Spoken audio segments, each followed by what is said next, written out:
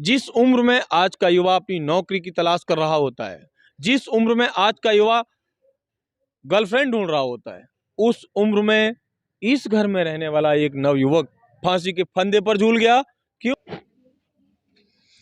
आज मैं अपने आप को धन्य महसूस करता हूं उस स्थान पर पहुंचकर जिसे सरदार भगत सिंह का घर कहा जाता है। स्वतंत्रता दिवस की हार्दिक शुभकामनाओं के साथ साथियों, आज मैं आपको लेके चल रहा हूं मां भारती के एक ऐसे अमर सपूत के घर पर जहां जाना हर भारतीय को न सिर्फ गर्वित करता है बल्कि उसके दिल को प्रफुल्लित कर देता है। आज रात हम लोग निकले एक ऐसी यात्रा पर जिस यात्रा का आनंद न सिर्फ हमें आया बल्कि आपको भी आएगा। जी हाँ, हम पहुंचे हैं अमर शहीद भगत सिंह के गांव, एक ऐसा स्थान जो आज के दिन याद करना न सिर्फ आवश्यक है बल्कि हमें आह्लादित करता है। ये उनके यहाँ पहुंचने का वो रास्ता है जो आकर्षित करता है। ये घर के बाहर एक फव्वारा लगाया गया है ताकि लोग यहाँ आकर आनंद ले सकें। आज मैं अपने आप को धन्य महसूस करता हूँ उस स्थान पर पहुंचकर जिसे सरदार भगत सिंह का घर कहा जाता है। जी हाँ, मैं इस समय पंजाब के खट्टर कला गांव में हूँ और ये जो बिल्डिंग आप देख रहे हैं पतली ईंटों से बनी हुई, ये बिल्डिंग उस परिवार की है जिसने हमें हमारे देश को एक ऐसा सपूत दिया जिस सपूत के कारण शायद आज हम लोग आज़ाद हुए हैं। इसकी बनावट जब आप देखेंगे तो आप देखेंगे ये पतली सी ईंटें लगी हुई हैं जो ये सिद्ध करती हैं कि उसी समय की बिल्डिंग है और परिवार के लोग जब यहाँ रहे होंगे, यद्यपि उस समय सरदार भगत सिंह इस दुनिया में नहीं थे, शहादत दे चुके थे, लेकिन उनका परिवार यहाँ आके रहा जब देश का बंटवारा हुआ। आप ये कह सकते हैं जब देश के आज़ादी की लड़ाई चल रही थी उस समय ये एक ऐसा रणबांकुर रहा जिसने सिर्फ 26 वर्ष की आयु में आत्म बलिदान कर दिया। कारण आप सबको पता है, वो बताने की आवश्यकता नहीं है। आज स्वतंत्रता दिवस के दिन पर मेरा दिल किया कि पूरे देश को, पूरी दुनिया को ये दिखाया जाए कि हम नमन करते हैं अपने उस सपूत को जिसके कारण हम ये आज़ादी प्राप्त कर पाए। मैं चाहूँगा अपने छायाकार साथी से थोड़ा सा करीब से दिखाएं। ये जो सामने आपको दिखाई दे रहा है ये वो बेड है जिसे सरदार भगत सिंह का बेड माना जाता है। परिवार के लोग कभी यहाँ रहे होंगे। थोड़ा और आगे जब जाएंगे आप तो इधर से यहाँ यदि जूम कर सकते हो तो दिखाएं, वो कैप जो उनकी पहचान थी वो कैप यहाँ रखी हुई है। ये माना जाता है कि स्थान 1851 के आसपास बनाया गया, लेकिन उनके परिवार के लोग, पूर्वज यहाँ रहते थे, उनकी माँ और उनके सीधे संबंधी यहाँ बंटवारे के बाद आए। ये देखिए अब तक संरक्षित करके रखा हुआ है एएसआई ने। ये चक्की, जिसे देसी भाषा में चकिया कहा जाता है, जिससे उस समय गेहूं से आटा बनाया जाता था। थोड़ा और आगे बढ़ेंगे तो उनके वो बर्तन, जिन बर्तनों में शायद उन्होंने कभी भोजन किया होगा या उनके परिवार के लोगों ने भोजन किया होगा, सामने है। आप देख सकते हैं एक छोटी सी लालटेन, उस समय इसी प्रकार की चीजें चलती थी। नीचे रखी हुई प्रेस, जो सामान है ये अपने आप में अपनी प्राचीनता बयां करता है और गर्व करने का अनुभव देता है कि हम लोग गर्व कर सकते हैं उस स्वतंत्रता पर जो हमें इतने बलिदानों के बाद मिली। ये पास में ही एक कुआं है जिस कुआं को अब ढक दिया गया है सुरक्षा कारणों से, कहीं ऐसा ना हो कि कोई इसमें गिर जाए, इसलिए इसे ढक दिया गया है, अंदर से बंद कर दिया गया है ताकि कोई दर्शक या कोई भी बच्चा इसमें न डूब जाए। थोड़ा सा और आगे बढ़ेंगे तो आप देखेंगे भगत सिंह के चित्र के साथ रखा हुआ ये चरखा, ये बयां करता है कि सरदार भगत सिंह उस समय के स्वतंत्रता आंदोलन के जितने भी तंतु और बिंदु थे सब में अपने आप को संलिप्त किए।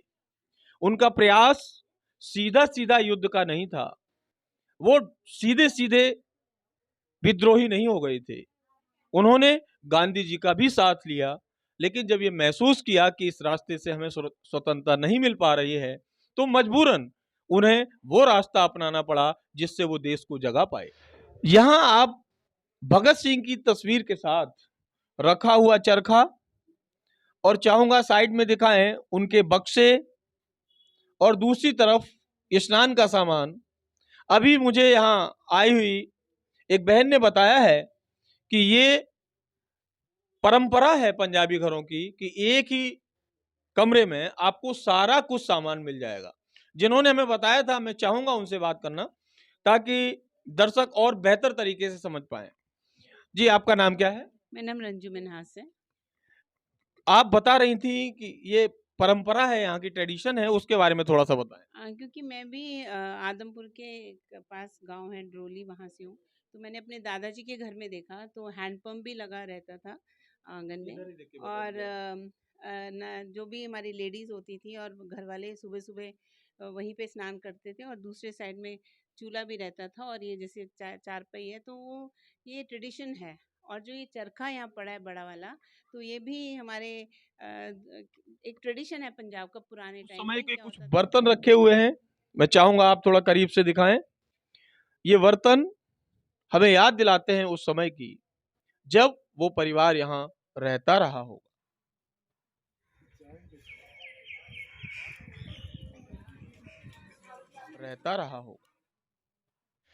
यहाँ आप का युवा भगत सिंह की उस 26 वर्षीय युवक से प्रेरणा ले सकता है जिसे शहीद आजम कहते हैं, यानी भगत सिंह। जिस उम्र में आज का युवा अपनी नौकरी की तलाश कर रहा होता है, जिस उम्र में आज का युवा गर्लफ्रेंड ढूंढ रहा होता है, उस उम्र में इस घर में रहने वाला एक नवयुवक फांसी के फंदे पर झूल गया। क्यों? देश की आजादी के लिए। देश पर मर मिटने का ये भाव बता गए वो कि आखिर किस तरीके से देश के लिए जिया जाए।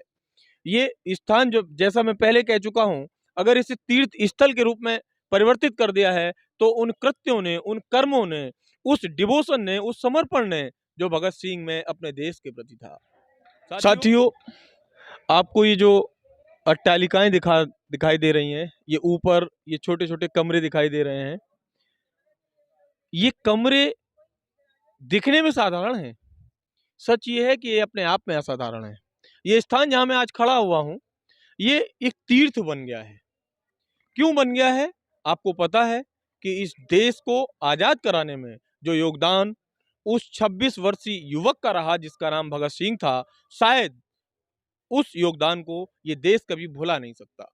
वो प्रेरणा देते हैं हमें कि आज का युवा क्या करे, और जिनसे लाखों करोड़ों युवा सीख सकते हैं कि देश के लिए जिया कैसे। आपको ये वीडियो जरूर पसंद आएगा। आज मैं बहुत हृदय से प्रसन्न हूं कि स्वतंत्रता दिवस के इस अवसर पर मुझे एक ऐसी भूमि पर पहुंचने का अवसर मिला, एक ऐसी रज को स्पर्श करने का अवसर मिला जिस रज के सामने मुझे लगता है दुनिया का कोई भी तीर्थ स्थल कम पड़ सकता है। और इसके बाद हम बढ़ चले उस म्यूजियम की तरफ जो समर्पित है सरदार भगत सिंह को। प्रणाम करता हूं इस देशभक्त को, धन्यवाद देता हूं उस ईश्वर को कि उन्होंने आज स्वतंत्रता दिवस के दिन मुझे ये अवसर दिया कि मैं स्वयं यहाँ आकर इन्हें प्रणाम कर सकूं और अपने दर्शकों को ये दृश्य दिखा सकूं। भगत सिंह जी के गांव खटकर कला में ये म्यूजियम है, इनके नाम से पीछे म्यूजियम बनाया गया है, लेकिन अपग्रेडेशन का वर्क होने के कारण, इसमें सुधार होने के कारण ये आजकल बंद चल रहा है, जिसमें पूरा डिटेल बताने की कोशिश की गई है। इनके जीवन से संबंधित संपूर्ण इतिहास आपको धरोहर के रूप में यहाँ मिलेगा। जैसे ही ये खुलेगा आम जनता के लिए आप देख पाएंगे, लेकिन वर्तमान में और आज की तारीख में मुझे बहुत प्रसन्नता है कि मैं इस शहीद के इस आदमकद मूर्ति के नीचे खड़ा हूं और आज स्वतंत्रता दिवस है। जय हो।